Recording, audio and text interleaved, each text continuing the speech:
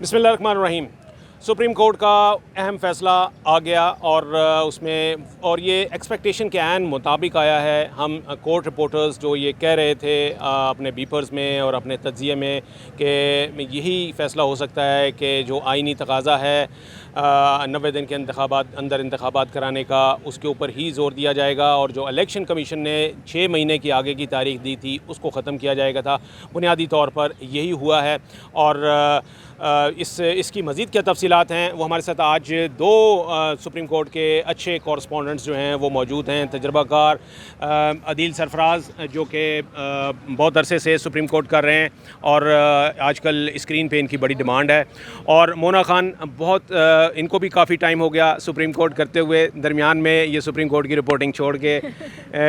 दीगर एरियाज़ में रिपोर्टिंग करती रही हैं। पहले मैं अदील आपसे पूछूंगा, ज़रा थोड़ी सी चीदा बातें बता दीजिए कि जी मोटी मोटी बातें जैसे सेलियंट फीचर्स कहते हैं ना, जिसे हम salient features. Sir, salient features ये हैं कि इलेक्शन कमीशन का जो 22 तारीख का जो फ़ैसला था उसको अब अदालत ने कलअदम करार दे दिया है, उसको गैर मौसर करार दे दिया और आइन के मुनाफी भी करार दिया है, और साथ साथ अब इलेक्शन का एक पूरा शेड्यूल दिया है, कुछ तारीखें दी हैं कि कब कब क्या होगा। और बुनियादी तौर पर अगर तारीख की बात करें, इंतखाबात अब 14 मई को होंगे और इलेक्शन कमीशन को ये वाज़े कर दिया गया है कि आप तमाम जो हुकूमतें हैं, वफाकी या सूबाई जो हुकूमत है निगरान, उनके साथ मुआवनत करें, और आपको अगर फ़ंड्स फ्राहम नहीं किए जाते और पर्सनल फ्राहम नहीं किए जाते सिक्योरिटी के पर्पज़ के लिए, तो फिर आप सुप्रीम कोर्ट को बताएं और सुप्रीम कोर्ट उसके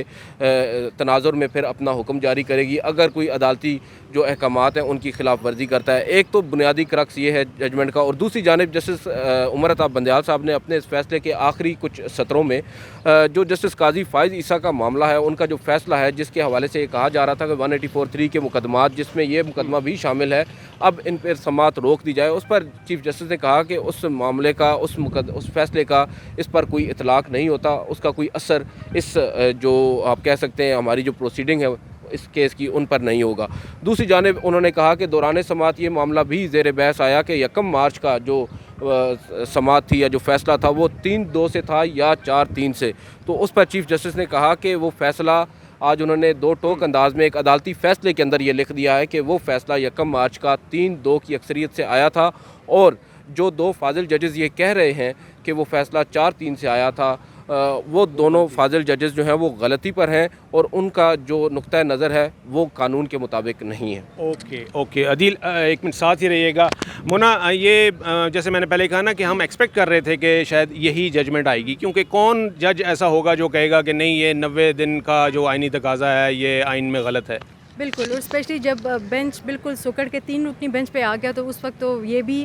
था कि ये तो 1-3 का या 1-2 का भी नहीं हो सकता, ये तो मुत्तफ़िका फ़ैसला आएगा। लेकिन मेरे ख़्याल से ये मामला अभी तक मुकम्मल ख़त्म नहीं हुआ है, क्योंकि केपी की हद तक मामला अभी भी इल्तवा में है, और उस पर तहरीक इंसाफ वालों का अभी भी यही मौक़िफ़ है कि वो ये चाहते हैं कि केपी और पंजाब में इलेक्शन एक साथ हों। तो अगर अदालत ने ये कहा है कि पंजाब में 14 मई को इलेक्शन हो, तो फिर जब तहरीरी अभी ऑर्डर आएगा तो उसको लेके तहरीक इंसाफ एक बार फिर केपी के लिए आएगी, फिर दोबारा से यहाँ पे केस मुकर्रर होगा, और फिर नए सिरे से अगर वो चाहते हैं कि दोनों सूबों में एक साथ इलेक्शन हो तो फिर इस पर अभी मज़ीद भी शायद तब्दीलियाँ हो सकती हैं। आप ये कहना चाह रहे हैं कि आपका आना जाना लगा रहेगा सुप्रीम कोर्ट में? जी बिल्कुल, मतलब हम सब का आना जाना लगा रहेगा यहाँ पे। अदील, ये केपी वाला क्या मामला है? सर, केपी के हवाले से उन्होंने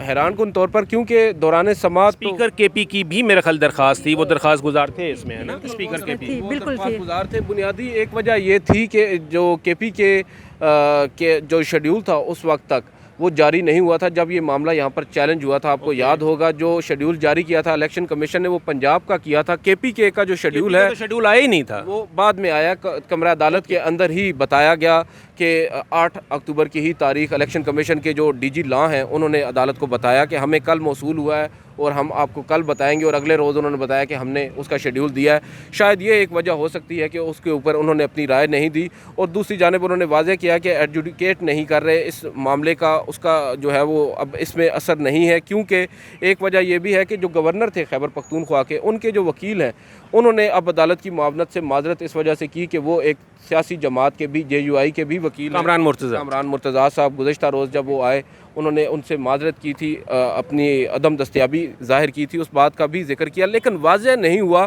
कि क्यों कर खैबर पख्तूनख्वा का मामला जो है उसके ऊपर फ़ैसला नहीं आया, क्योंकि शेड्यूल तो कमरा अदालत में मौजूद जजेस को मालूम था कि शेड्यूल जारी हो चुका है। इस पर मोना बताएंगे आप। जजेस ने ये भी कहा था कि चूँकि हमें इस मामले पे मामलत नहीं की गई, केपी के मामले पे मामलत ही जब नहीं हुई हमारे सामने, तो फिर हम इस मामले पे भी हम अपनी राय कैसे दें। तो इसलिए इस मामले पे जो फ्रीकैन दोबारा से मुतलका फोरम, चाहे वो सुप्रीम कोर्ट है या कोई और है, तो वो दोबारा से इस मामले पे रजू करें, तो फिर इसकी जो डेट्स हैं या जो मामला है इस पर डिसाइड किया जा सकता है। ठीक ठीक ठीक ठीक, बहुत शुक्रिया Mona, thank you very much. Adeel, thank you very much. आपने देखा जी कि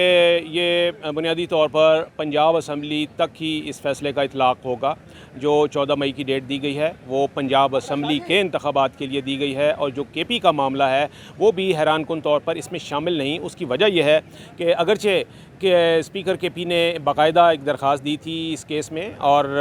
उसका शेड्यूल भी बताया जा रहा है कि वो अदालत में पेश कर दिया गया था, लेकिन इसके बावजूद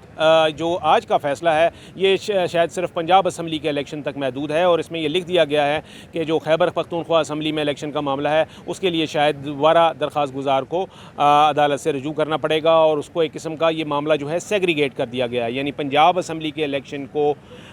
इलेक्शन और खैबर पख्तूनख्वा के असम्बली इलेक्शन को अलहदा कर दिया गया है। तो अभी तक की यही सूरत हाल है जी, और अब देखना ये है कि बॉल जो है वो सुप्रीम कोर्ट से निकल के अब हुकूमत की कोर्ट में चली गई है, इलेक्शन कमीशन की कोर्ट में चली गई है। इलेक्शन कमीशन को ये कह दिया गया है कि अगर कोई रियासती इदारा आइन के आर्टिकल 220 के तहत जो कि पाबंद है